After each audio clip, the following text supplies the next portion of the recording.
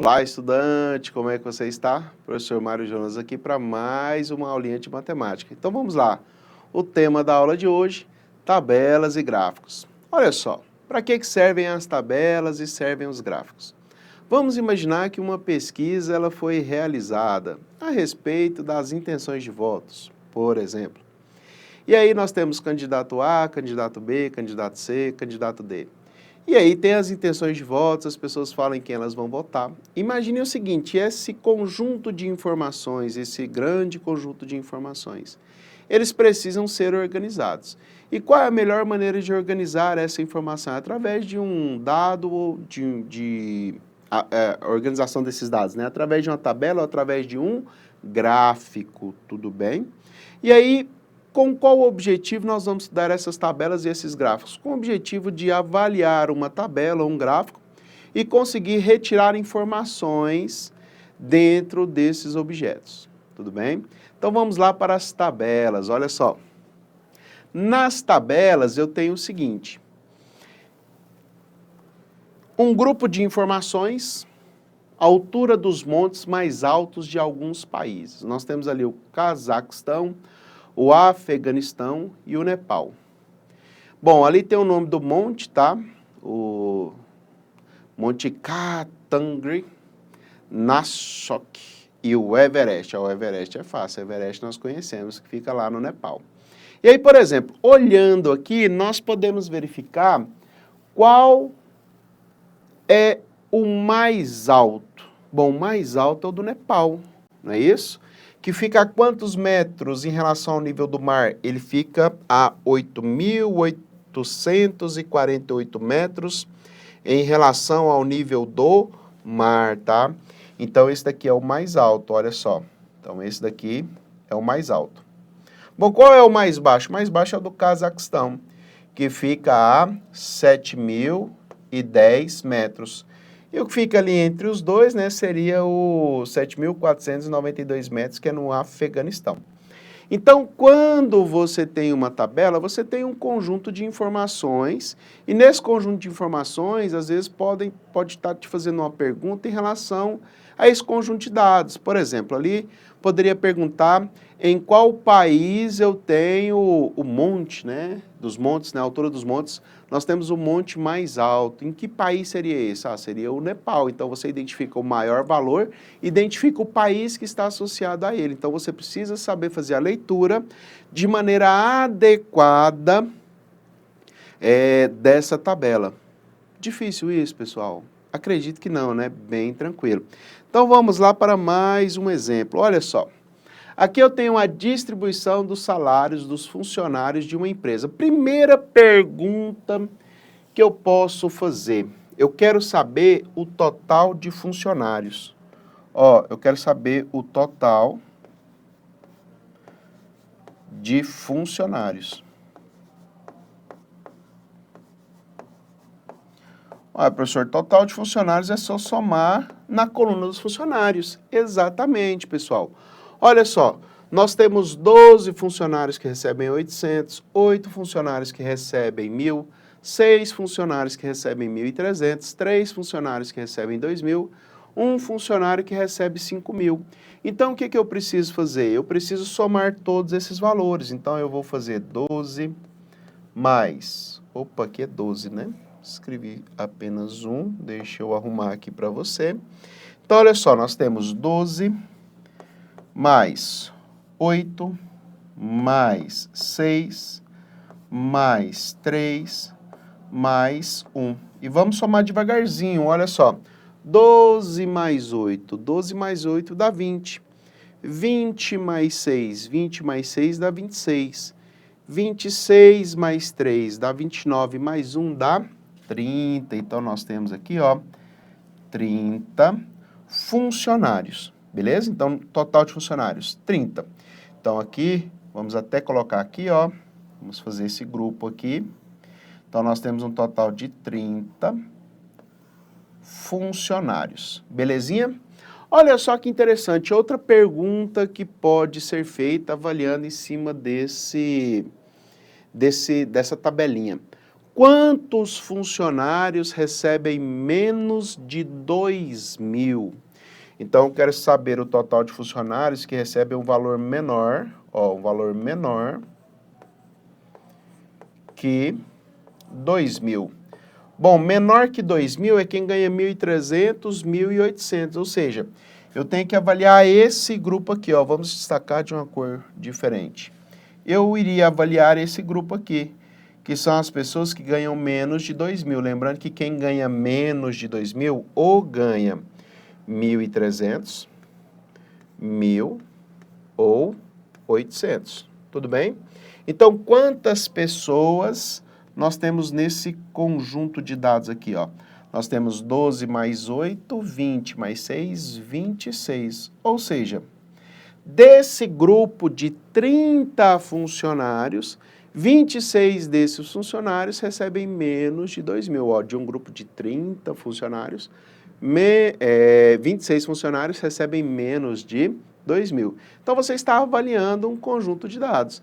E aí eu chego à conclusão, então, já que são 30 funcionários e 26 ganham menos de 2.000, então eu tenho 4 que ganham de 2.000 para frente, né? Ganham um valor de 2.000 a mais em relação a esse grupo de funcionários. Então é importante que você saiba olhar para a tabela e retirar informações dessa tabela, belezinha?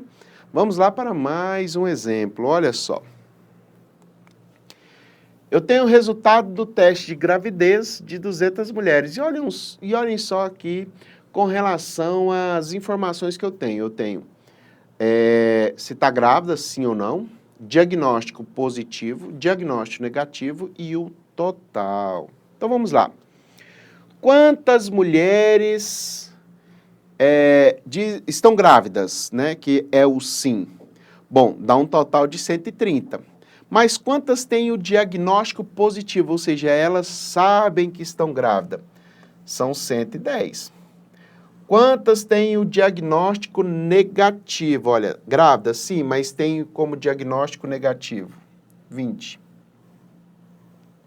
Ou seja, ela fez um teste, deu que não está grávida, mas ela está grávida. Tudo bem? Então, ele é um falso negativo aí, né? Porque ela está grávida e deu que ela não está grávida. Beleza. Quantas não estão grávidas? Bom, nós temos 70 que não estão grávidas. Então, beleza. Tenho 70 que não estão grávidas. Dessas que não estão grávidas, nós temos 25 que o teste deu o quê? Positivo.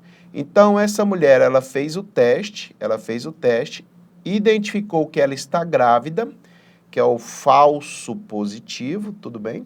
Então, identificou que ela está grávida, mas de fato ela não está grávida. E que o teste deu negativo para a gravidez, 45. E de fato, tinha que ser uma maior quantidade ali no negativo, né? Senão esse teste estaria com algum problema.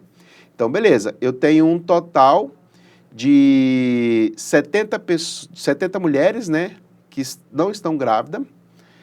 Com resultado positivo 25, com resultado negativo 75. E olha só quantas informações eu tenho.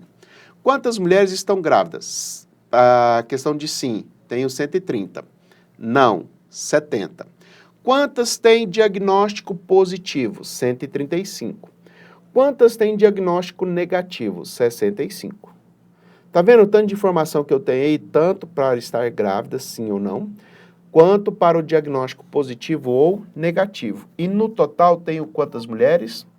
200, não é isso? Então aqui ó, é o nosso total. Tranquilo em relação a isso, pessoal? Espero que essa questão da tabela não seja nenhum problema para você fazer essa avaliação. Tranquilo? Então tem uma tabela, podem serem feitas perguntas em relação às informações dessa tabela. Tudo bem? Vamos lá para um gráfico e tentar entender e analisar um gráfico para ver as possibilidades. Olha só, primeiro gráfico que eu queria trazer aqui para vocês é o gráfico de coluna de países populosos no mundo. E aí são em milhões de habitantes. Bom, na China, vamos lá, ó, a China e a Índia aí são os mais populosos, né? Se vocês observarem aqui, ó, estão entre 1.200 e 1.600. Ué, professor, 1.600? Não, gente, ó, milhões de habitantes. Tá, então isso daqui são 1.200 milhões de habitantes, tudo bem? Ali são 1.600 milhões de habitantes, tranquilo? Quantidade de habitantes nestes países. Olha só, no Brasil fica entre 0 e 400 milhões de habitantes, tá? Todos os outros países, Estados Unidos, Indonésia, Brasil, Paquistão, Nigéria, Bangladesh, Rússia e Japão, são quantidades entre 0 e 400 milhões de habitantes. Se vocês observarem aí, qual é o país com a menor quantidade de habitantes? Se vocês observarem, o país com a menor quantidade de habitantes seria o Japão, ó. Então, a menor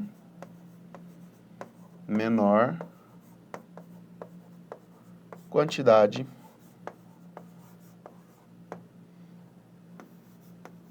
de habitantes. E quem teria a maior quantidade de habitantes? Ó, se vocês observarem aí levemente, a China. Então, a China tem a maior quantidade